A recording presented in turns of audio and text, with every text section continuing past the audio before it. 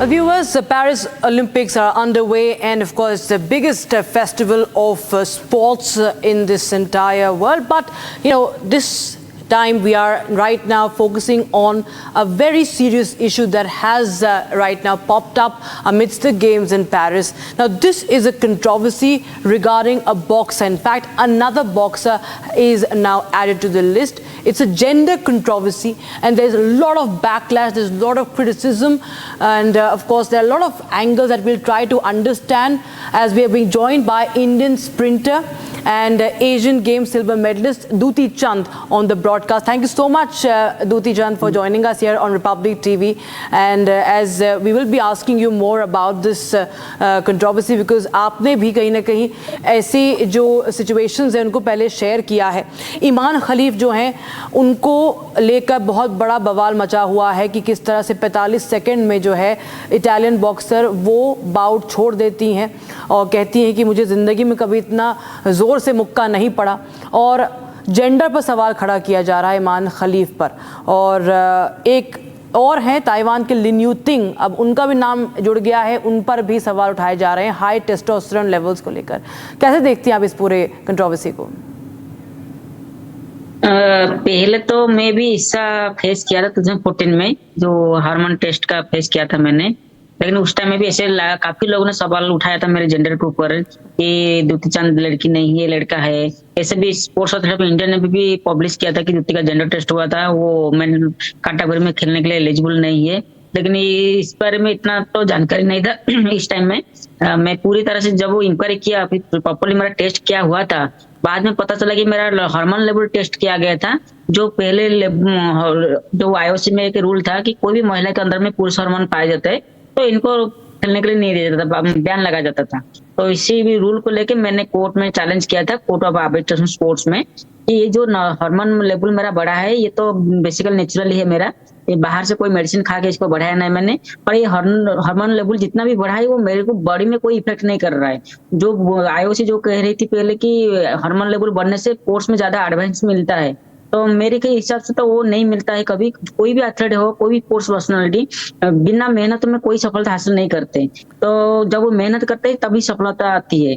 तो वैसे मैंने चैलेंज किया था और बाद में रूल को मैंने चैलेंज किया, रूल में मैं जीत गया, फिर ट्रैक आके वापस खेला मैंने. तो अभी जो ओलंपिक में जो इशू हो रहा है बॉक्सिंग को लेके, बॉक्सिंग का रेगुलेशन क्या है मुझे तो इतना मालूम नहीं, फिर भी मैं यही कहूंगी जो भी लड़की पार्टिसिपेट किया है ओलंपिक में खेला, इससे पहले वो काफी कॉम्पिटिशन खेल चुके हैं और ऐसे भी 9 कॉम्पिटिशन पे हार चुका है इसके लाइफ में.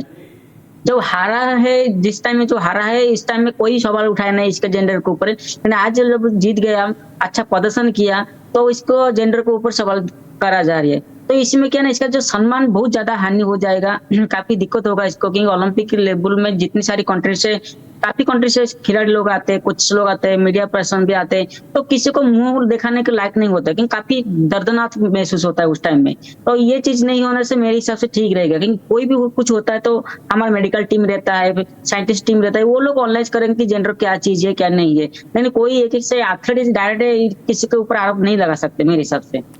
कुछ आपके जो आंसर्स में हमने काफ़ी कुछ चीज़ें कवर की हैं, एक एक करके हम आपसे विस्तार में इसको लेकर समझना चाहेंगे. दूती, जो कि आपने इसे बात करी कि परफॉर्मेंस अफेक्ट होती है, ऐसे तमाम तरह की बातें चल रही हैं कि किस तरह से स्टैमिना जो है जब एक मर्द जब है उसकी स्ट्रेंथ और एक महिला की स्ट्रेंथ उसमें बहुत फ़र्क होता है. इस तरह की बातें करी जा रही हैं और कहा जा रहा है कि जो ये सब हुआ है बहुत ज़्यादा अनफेयर है इटालियन बॉक्सर के प्रति. और उनके जो प्रधानमंत्री हैं, तमाम तरह के लोग जो हैं वो बिल्कुल अब बहुत ज़्यादा बड़ी डिबेट जो है वो छेड़ चुके हैं इसको लेकर.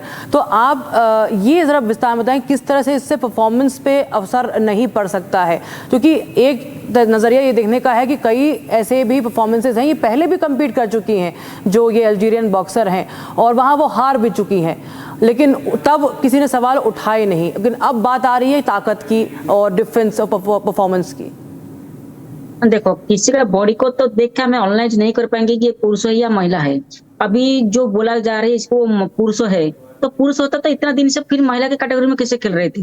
लेकिन हमारा जो आईओसी की जो रूल बना है ये कि महिला के अंदर में पुरुष हार्मोन ज्यादा टेस्टोस्टेरोन रहेगा तो वो नहीं खेल पाएगा. जो रूल को मैंने चैलेंज किया था 2014 में, तो किसी को तो पुरुष डायरेक्ट नहीं कहा जा रहा है, क्योंकि पुरुष अलग है खेल सकते हैं, इसलिए क्योंकि तो पुरुष हार्मोन प्रोड्यूस होने से वो सब कहते, आईओसी कहते थे कि हार्मोन ज्यादा एडवाइस करता है, स्पोर्ट्स में एडवांस मिलता है, ज्यादा ताकत देता है। लेकिन ये तो बाद में प्रूव मैंने करके दिखाया कि कोई ताकत नहीं देता है। मैं जब 2014 में स्विट्जरलैंड में कोर्ट ऑफ आर्बिट्रेशन कोर्ट्स में केस फाइल किया था, उस टाइम में तो प्रूव हुआ कि कोई भी हार्मोन टेस्टोस्टेरोन बढ़ने से खिलाड़ी को कुछ इफेक्ट नहीं होता है। इसलिए तो मुझे खेलने के लिए परमिशन दिया गया, जिस कारण से मैं 2016 में रियो ओलंपिक खेला, टोक्यो ओलंपिक खेला, वर्ल्ड चैंपियनशिप से लेके एशियन गेम में, एशियन काफी इवेंट में पार्टिसिपेट करके देश का नाम रोशन किया, वो मेडल भी हासिल किया है। तो अभी पूरी वही सवाल को दोबारा दोहरा रही है सब कि हार्मोन लेने से बॉडी में ज्यादा फोर्स अच्छा होता है। तो इसके बॉडी पे हार्मोन लेवल है, तो फ्यूचर 9 कंपटीशन कैसे हार गया, उस टाइम में क्या हार्मोन नहीं था इसके बॉडी में? तो अभी हार्मोन ज्यादा प्रोड्यूस हो रहा है। ऐसा सब ख्याल बात सही नहीं है। अभी जिसके ऊपर आरोप लगा जा रहे हैं वो मुझे तो सही नहीं लग रहा है आरोप को। आपको लगता है कि ये नियम में कुछ गड़बड़ियां हैं, क्योंकि जब दिल्ली में इन्होंने कम्पीट किया तब ये इनको अलाउ नहीं किया गया, चाहे ये ताइवान की जो बॉक्सर हैं लिन यूटिंग, चाहे वो खलीफ हो खुद, उनको अलाउ नहीं किया गया। इससे पहले भी बहुत बार सस्पेंड हुआ है, लेकिन पेरिस में जो है बोला कि नहीं, यहाँ पर इनको अलाउ कर सकते हैं। अभी तक तो यही समझ नहीं आया, शुरू में लगा कि वो ट्रांसजेंडर है, लेकिन वो बात भी अब गलत निकल के आ रही है। कहा जा रहा है कि नहीं, वो उनको हाई टेस्टोस्टेरोन लेवल हो सकता है, लेकिन वो एक महिला ही है, वो ट्रांसजेंडर भी नहीं है। तो ये जो क्लैरिटी है, जब इतना कुछ हो जाता है उसके बाद सडनली याद आता है कि अभी वो कैसे कम्पीट करती आ रही हैं, नॉर्म्स चेंज है, यहाँ पर अलग है, आईबा का अलग हो जाता है, इंटरनेशनल एसोसिएशन का अलग हो जाता है। आपको लगता है कहीं ना कहीं नियमों में भी एक समानता लाने की जरूरत है यहाँ पर? सिस्टम में तो कुछ ना कुछ गड़बड़ हो रहा है, क्योंकि देखो ये के कंपटीशन में कहा जा रहा है कि ये पुरुष है, और एक कंपटीशन में कहा जा रहा है कि ट्रांसजेंडर है, और एक कंपटीशन बोलता है नहीं महिला है। तो बेसिकली हम कभी भी बड़ा कंपटीशन जाते हैं, इससे पहले काफी हमको टेस्ट देना पड़ता है, जैसे डोप टेस्ट देना पड़ता है, हार्मोन लेवल टेस्ट देना पड़ता है, कभी कभी जेंडर टेस्ट का भी सामना करना पड़ता है। इसमें सारी सक्सेसफुल होने के बाद हमें बड़ा कंपटीशन में एंट्री करते हैं। और ये ओलंपिक तो इतना छोटा कंपटीशन नहीं, बहुत काफी बड़ा कंपटीशन है। इससे पहले भी काफी कंपटीशन में ये खेला होगा उन्होंने। तो एक्चुअली बॉक्सिंग और एथलेट तो दूसरा है, मुझे बॉक्सिंग पर में इतना मालूम नहीं। बेसिकली हमारे कंपटीशन में क्या होता है ना, आपको एक टाइमिंग दे देते हैं क्वालिफाई मार के। तो इसी क्वालिफाई मार्क को पार करने के लिए आपको स्टेट लेवल से लेके नेशनल लेवल, एशिया लेवल में हर कंपटीशन में भाग लेना पड़ता है। और हर कंपटीशन से पहले हमारा डोप टेस्ट, जेंडर टेस्ट और हार्मोन टेस्ट काफी ही होता है। तो वो जब सफल होकर इतना बड़ी कंपटीशन में पहुंच चुका है, तो अभी जेंडर के ऊपर कैसे सवाल उठा रहे हो लोग?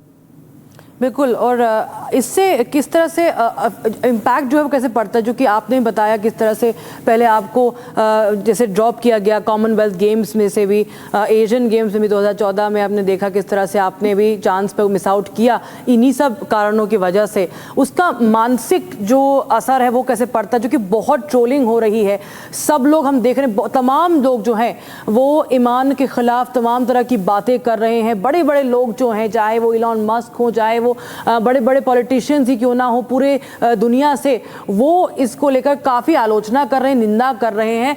और ईमान खलीफ का जो मानसिक तौर पर आप देखिए एक एथलीट पर कैसे असर पड़ता है, आगे भी उनको खेलना होगा, ये कैसा इम्पैक्ट आता है इस सब को लेकर? पहले तो हम किसी का बॉडी का स्ट्रक्चर को देख हमें कंफर्म कर नहीं सकते कि ये पुरुष है या महिला है और ट्रांसजेंडर है। इनको वेरीफाई करना मेडिकल टीम है, साइंटिस्ट टीम है, वो लोग वेरीफाई करेंगे रियल में क्या है। तो बेसिकली जो आम आदमी रहते हैं या पॉलिटिशियन रहते हैं, कुछ पॉलिटिशियन तो कंट्रोवर्सी को बढ़ाने के लिए ऐसे ऐसे ट्वीट करते हैं, और कुछ आदमी लोग पर्दा के ऊपर देखते हैं, इसका बॉडी स्ट्रक्चर को देख के भी कमेंट करना शुरू कर देते हैं। इसी टाइम मुंह में क्या होता है ना, ज्यादा मेंटल प्रेशर बढ़ जाता है, साथ देने के लिए कोई नहीं आता। क्योंकि मैंने फेस किया है 2014 में, कितना झेला मैंने वो ये 1 ईयर में। जब वो मेरे ऊपर जब न्यूज फैला धीरे धीरे सारा दुनिया में, काफी लोगों ने मेरे जेंडर को सवाल करना शुरू कर दिया। मैं आसपास बाहर निकल नहीं पा रही, कोई मॉल हो या बाजार हो, मेरा रिलेटिव फ्रेंड हो, सारा वो लोग जो थे पहले वो सारे मिट गए। आपको लगता है कि इसको लेकर अब जैसे कि आप कह रहे हैं किस तरह से महिलाओं पर असर होता है, और महिलाओं को लेकर तो देखिए हमेशा से लंबी लड़ाई जारी रही है, चाहे वो उनके पे को लेकर हो, एक इक्वल पे हो। स्पोर्ट्स में भी तमाम एथलीट्स ने ऐसी बातें जो है इश्यूज रेज किए हैं। यहाँ पर भी आपको लगता है कि एक और जो है ऑब्स्टेकल है, एक और कहीं ना कहीं अड़चन हो जाती है जब एक महिला खेल की दुनिया में आगे जाती है और आगे बढ़ने की कोशिश करती है? एक बार फिर से कहीं ना कहीं महिलाओं को कहीं ना कहीं डिफ़िकल्टीज इस तरह से भी, जो कि लेस टॉक्ड अबाउट है, इसके बारे में ज़्यादा बात नहीं होती, लेकिन आज हम इसके बारे में बात कर रहे हैं, वो एक अच्छी चीज़ है। लेकिन एक और डिफ़िकल्टी जो है वो लिस्ट में ऐड हो जाती है महिलाओं के। देखो, महिला को तो हमेशा प्रेशर देना पड़ता है, हर चीज में बिना परीक्षा में आप आगे नहीं बढ़ सकते। अभी देखेंगे तो कोर्स में हर महिला को जेंडर टेस्ट और हार्मोन टेस्ट देना पड़ता है, तो पुरुष के क्षेत्र में क्यों नहीं होता? और हर जगह में महिला का हाइट वेट देखते हैं, बॉडी का स्ट्रक्चर देखते हैं, फेस कटिंग देखते हैं, सब कुछ देखते हैं, पुरुषों के साथ नहीं होता। और डेवलपमेंट कंट्री के साथ देखेंगे तो अमेरिका हो, जमैका और ऑस्ट्रेलिया, ये जितने सारे डेवलपमेंट कंट्री, इसके साथ में हमारा बांग्लादेश, पाकिस्तान है, इंडिया इतना डेवलपमेंट कंट्री नहीं, फिर भी हम तो मिलकर खेलते हैं, हम तो कोई ऑब्जेक्शन नहीं उठाते। हुसैन बोल्ट जब इतना लंबी होकर भी हाइट, छोटा हाइट को उनके साथ खेल रहे हैं, इनको कोई तकलीफ नहीं है, कोई कंप्लेन नहीं करते। लेकिन महिला का हार्मोन टेस्टोस्टेरोन थोड़ा बढ़ जाता है या बॉडी फिगर थोड़ा लड़का की तरह बन जाते तो लोग सवाल करना शुरू कर देते हैं। तो हमें से डिफिकल्ट होता है महिला लोग को। आपको लगता है कि कहीं ना कहीं इसको लेकर हमें एक, जैसे टेस्ट की बात आप कर रही हैं, तो एक चीज़ साइंटिफिक मेथड होता होगा, लेकिन यहाँ पर लोग अपने आप ही डिसाइड कर रहे हैं कि कौन मर्द है कौन महिला है। टेस्ट जब आप कह रही हैं होते हैं, उसके बावजूद भी इतना प्रेशर बन रहा है, और जो लोग हैं वो कौन है जो डिटर्मिन करेंगे कि ये जेंडर क्या है किसका? देखो, आयुष में जो साइंटिस्ट टीम मेंबर रहते हैं, मेडिकल टीम रहते हैं, वो लोग वेरीफाई करके सच बता सकते हैं कि रियल में क्या चीज है। हम तो किसी को देख के नहीं बोल सकते। जब मेरा कहानी बताती हूँ 2014 में, जब मुझे पहले बोला गया कि तुम पुरुष हो, महिला नहीं हो, तुम पुरुष हो, खुद को मैंने हैरान हो गई कि कैसे हो गया। मैं तो बचपन से पैदा हुआ था फीमेल की तरह, अचानक मैं पुरुष कैसे बन गया। मेरी फैमिली वालों ने भी मुझे क्वेश्चन किया, मेरी मम्मी ने मुझे क्वेश्चन किया, तुझे तो मैं बेटी की तरह पैदा किया, तू बेटा कैसे बन गया उधर जाके। तो काफी कंट्रोवर्सी शुरू हुआ था उस टाइम में। हम किसी को देख के कुछ नहीं बोल सकते, इसी के लिए हमारा साइंटिस्ट टीम है, मेडिकल टीम है, वो लोग जो बोलेंगे वो सही होगा। लेकिन हम किसी को बॉडी स्ट्रक्चर को देख के, किसका फेस कटिंग को देख के, किसका ताकत को देख के हम बोल दें कि नहीं ये पुरुष है ये महिला, ये संभव नहीं है। आपको लगता है कि कहीं ना कहीं हमारे देश में भी इसको लेकर अभी भी उतना लोग ओपन नहीं हुए? क्या आपको लगता है कुछ तरह की मानसिकता अभी भी बहुत ज़्यादा स्कोप है चेंज होने को? जो कि हमारे यहाँ भी रूल्स डिफरेंट हैं, जैसे हमने कहा ईमान खलीफ को खुद उनको डिस्क्वालीफाई किया गया था 2023 में भी, वर्ल्ड चैम्पियनशिप्स में भी। और अभी आपकी कंट्रोवर्सी आपको लेकर भी हमने देखा, आपने बताया किस तरह से लोग आपकी फैमिली फ्रेंड्स तक नहीं सपोर्टिव रहे हैं। आप अगर आप देखें सोसाइटल तरीके से, सामाजिक तरीके से, आपको लगता है कि अभी बहुत बदलाव आना अभी रह गया है? क्या कुछ फैक्टर्स हैं जो इनफैक्ट हेल्प कर सकते हैं कि बदलाव आए इस सोच को लेकर? 2014 के बाद तो काफी बदलाव आया है, काफी कंट्री में इस चीज को समझने के लिए कोशिश किया। ह्यूमन राइट्स भी इसमें भी एंटरप्राइज किया है, काफी सपोर्ट किया है। और पहले तो मुझे जितने लोग वो बदनाम करते थे, क्रिटिसाइज करते थे, लेकिन अभी इतना नहीं हो रहा है। रियल चीज क्या होता है सारा दुनिया को अभी समझने आ रहा है। बहुत कुछ बदलाव हुआ है और भी कुछ बदलाव होना चाहिए। ये जो जेंडर का इश्यू मामला चल रहा है काफी सालों से, पहले इसको बंद करना चाहिए। आईओसी जो वेरीफाई रेगुलेशन बनाता है पूरा पब्लिश करना चाहिए, क्या रेगुलेशन बना रही है, कितना टेस्टोस्टेरोन मात्रा रहना चाहिए, क्या नहीं, जो भी बना रही है पूरा पब्लिश को पहले करना चाहिए, जिसके बाद आप किसी को भी कुछ तकलीफ नहीं होगा। और कोई भी कंपटीशन आप जाते हैं खेलने के लिए तो इससे पहले सबको टेस्ट करके पूरा डिटेल से जानना चाहिए कि रियली क्या है क्या नहीं है। लेकिन ये हमारे बेसिकली क्या दिक्कत होता है, जब कॉम्पिट होता है, जब कोई जीत जाता है कोई हार जाता है, हारने वाला ज्यादा आरोप लगाते हैं। अपने बीच में सुने होंगे 2018 में भी स्वप्ना वर्मा जब हार गया, हमारा इंडिया के एक लड़की हॉर्डर्स में जो नंदिन करके एक मेडल लाया, इसके ऊपर भी आरोप लगाया था कि मीडिया में आया था, वेस्ट बंगाल मीडिया में और इंग्लिश मीडिया में भी आया था कि नंदिन एक ट्रांसजेंडर एथलीट है इसलिए वो जीत गया, मैं हार गया। तो हर एथलीट जब हार जाते थे तब आरोप लगाना शुरू करते। ये मेरे साथ में भी ऐसे 2-3 बार हुआ था। जब मैं अच्छा प्रदर्शन करते तो मेरे ऊपर आरोप लगाते, जब मैं हार जाते तो कहीं कोई कुछ नहीं बोलता। मेरे साथ भी धनलक्ष्मी फाइट किया है, हेमा दास ने भी फाइट किया है, वो लोग कभी कभी गोल्ड मेडल लिया है, लेकिन उस टाइम में कुछ दिक्कत नहीं। जब मैं मेडल लेते हो कोई ना कोई बोल देते हैं दूती के पास हाई टेस्टोस्टेरोन ज्यादा है इसलिए वो जीत रहा है। तो ये लोगों का सब ख्याल सोच सब खराब है। तो जानबूझ के ऐसे किसी को आरोप लगाते, बदनाम करते, लेकिन हम किसी को भी डायरेक्ट नहीं बोल सकते कि रियल में कौन है और क्या है। इंटरनेशनल ओलंपिक्स एसोसिएशन ने लेकिन साथ दिया है कहीं ना कहीं। अगर हम देखें ईमान खलीफ का कहा है कि देखिए सबको हक है और कोई इसमें इनइक्वालिटी हम नहीं कर सकते। उनको भी काफ़ी कुछ सुनने को मिल रहा है, काफ़ी आलोचना हो रही है। तो यहाँ पर आपको लगता है कि आईओसी का भी बिल्कुल स्टैंड, आईओए का जो स्टैंड है यहाँ पर बिल्कुल सही है, जो इंटरनेशनल ओलंपिक्स कमेटी है, जो कि बहुत ज़रूरी हो जाता है कि हम कैसे अपनी जो तमाम एथलीट्स हैं उनको भी इस तरह जो है सपोर्ट सही टाइम पे करें। हालांकि रूल्स जो हैं वो भी क्लियर करना वो भी काफ़ी ज़रूरी है। देखो रूल तो जो भी रूल पहले बनाए थे वो तो महिला लोग के लिए सही नहीं था, इसलिए मैंने वो रूल को चैलेंज किया था। ये मैं भारत की एक ही महिला हूँ जो फर्स्ट मैंने रूल के अगेंस्ट में चैलेंज किया था, और रूल हटने के बाद काफी बच्चों को हेल्प मिला। वो इंडिया में पिंकी प्रमाणी हो, शांति सुंदरंजन, साउथ अफ्रीका की कास्टर सोमेनिया, और कनाडा की एक एथलीट है, काफी एथलीट को मौका मिला फिर से ट्रैक को वापस आने का, जिस कारण से कास्टर सोमेनिया को रियो ओलंपिक में गोल्ड मेडल मिलने का चांस मिला इनको। तो काफी बच्चों को भी हेल्प मिला है रूल के बजाय। अभी क्या रूल है क्या नहीं है मुझे तो इतना मालूम नहीं है, लेकिन कंपटीशन के टाइम में हर फेडरेशन को, हर गवर्नमेंट को प्लेयर के साथ में रहना चाहिए, क्योंकि इसी टाइम में क्या होता है, प्लेयर के ऊपर ज्यादा प्रेशर रहता है। एक तो जीतने का प्रेशर रहता है, दूसरा बाहर का जो आरोप आता है, इसको फेस करना बहुत मुश्किल होता है उस टाइम। बिल्कुल। और ये तो खैर कंट्रोवर्सी की बात हुई, लेकिन आप क्या कहना चाहेंगी अगर ईमान खलीफ तमाम ऐसे जो एथलीट्स इस सबको जो फेस कर रहे हैं, आपका दूती क्या उन पर, उनके लिए संदेश रहेगा, क्या मैसेज रहेगा? देखो, कोई ना कोई कुछ तो बोलेंगे, तो सुनने में तो हमको पड़ेगा, लेकिन हम सुनेंगे नहीं, हम हिम्मत करके आगे लड़ेंगे। जैसे 2014 में मुझे कहा गया था कि मैं मेल हूँ, मैं खुद को प्रूव करने के लिए मुझे 1 साल लग गया, और केस लड़के मैंने प्रूव करके दिखा दिया कि मैं फीमेल हूँ।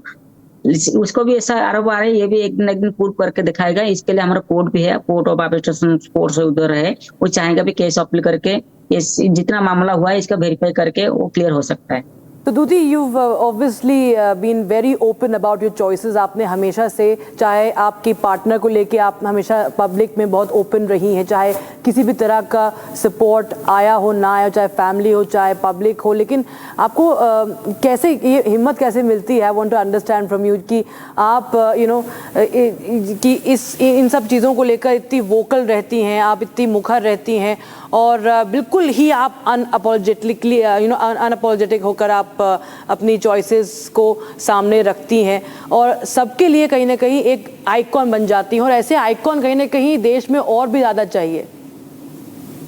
मेरी लाइफ में तो 2 चीज संघर्ष किया था मैंने। एक तो 2014 में मेरा जेंडर को लेके मैंने संघर्ष किया था, लड़ाई किया था मैंने, और 2019 में मेरी पार्टनर को लेके मैंने लड़ाई की थी।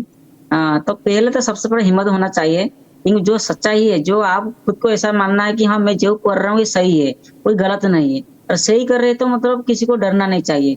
जो सच्चाई है इसको बाहर लाना चाहिए, क्योंकि लोगों का थिंग ऐसा है, आप सच्चाई कहो कहो या आप झूठ कहो, लोगों का काम है कहना है, वो कहते रहेंगे, लेकिन हमको प्रूव करना है कि रियलिटी क्या है। तो 2014 में जो पहले पहले मुझे कहा गया कि मेरा जेंडर इशू है, मैं लड़का हूँ, मैं लड़की नहीं हूँ, खेल नहीं सकते महिला की कैटेगरी में, तो इसी को लेके मैं बहुत बड़ा कंफ्यूज था, और मैं चैलेंज भी किया था कोर्ट में, खुद को प्रूव करके मैंने दोबारा वापस आई। और 2019 की बात करेंगे तो ऐसे भी जब मैंने मेरा पार्टनर के साथ मेरा रिलेशन हुआ, काफी लोगों को मैंने पता चला कि मेरा ऐसा रिलेशन में है, काफी लोगों ने मुझे डराया कि ये चीज खराब है, समाज इसको एक्सेप्ट नहीं करेगा, काफी लोग तुमको क्रिटिसाइज करेंगे। मैं मैं उस टाइम में बोला कि हाँ जो सही है, मैं तो एक रिलेशन में हूँ, इसमें क्या दिक्कत है, हम दोनों चाहते हैं साथ में रहने का, इसमें क्या दिक्कत है।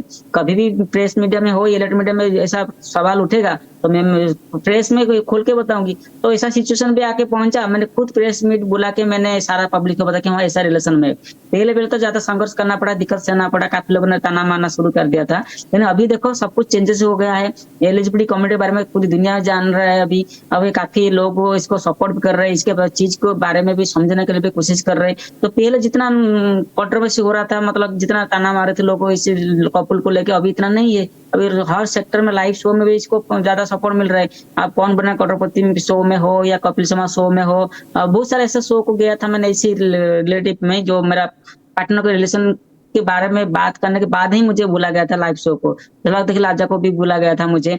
तो हर चीज में, हर सेक्टर में इसको सपोर्ट मिल रहा है, तो धीरे धीरे लोगों का सोच भी बदल रही है। तो मैं सबको यही कहूंगी, जो सच्चाई है, सच्चाई के सामने किसी को डरना नहीं चाहिए, हिम्मत के साथ तो खोल के बोलना चाहिए। फाइनली जाने से पहले आपसे एक और आपसे राय लेनी चाहती हूँ। अभी इंडिया के ओलंपिक्स चल रहे हैं, मेडल्स अभी आने शुरू हो गए हैं, और एथलेटिक्स में भी उम्मीदें हमारी रहेंगी। आप अभी क्या कहेंगे हमारे एथलीट्स को लेकर, स्पेशली जो एथलेटिक्स वाले बीट उसमें हैं, तो वो आप उसमें कितना उम्मीदें रखती हैं मेडल के लिए? जितनी सारी भारतीय खेल रहे हैं यहाँ पे प्रदर्शन कर रहे हैं, सबको मेरे तरफ से शुभकामना है। अभी जो जो मेडल हासिल किया है सबको मेरी तरफ से कंग्रेचुलेशन। और बेसिकली देखेंगे तो मेडल की संख्या लास्ट टोक्यो ओलंपिक से पहले अभी थोड़ा धीरे धीरे कम होते जा रहा है, मुझे तो ऐसा फील हो रहा है, क्योंकि पीवी सिंधु बैडमिंटन में हार चुका है अभी। और ये अभी हमारा वॉकर भी एथलेट में भी, प्रियंका गौतम वो भी हार चुका है, तूर भी शॉटपुट में भी हार चुका है। तो काफी बच्चे जो जिसको ऊपर उम्मीद था मेडल का वो अभी कंफर्म मेडल लिस्ट नहीं बन पा रहे। फिर भी अभी हॉकी इंडिया अच्छा प्रदर्शन कर रहे हैं, अभी ऑस्ट्रेलिया के साथ अच्छा मैच खेला है, फाइनल को प्रवेश किया है, इसमें हम मेडल का उम्मीद रख सकते हैं। और बॉक्सिंग में हो या दूसरा भी इवेंट में भी उम्मीद है, लेकिन टेनिस में भी अभी मेडल भी आया है। तो अच्छा प्रदर्शन कर रहे हैं अभी भारत के खिलाड़ी। उम्मीद है कि इस बार 15 मेडल हासिल होगा। मेरा ऑर्गेनाइजर जितना है कि 15 मेडल इस बार आ सकता है भारत को। बिल्कुल, आप मैम तो कहेंगे आपके मुंह में घी शक्कर, अगर 15 मेडल आ जाते हैं तो फिर तो वो हिस्टोरिक होगा। Thank you so much Duti for joining us here on Republic TV and of course sharing your opinion straight from the heart as always. Thank you so much.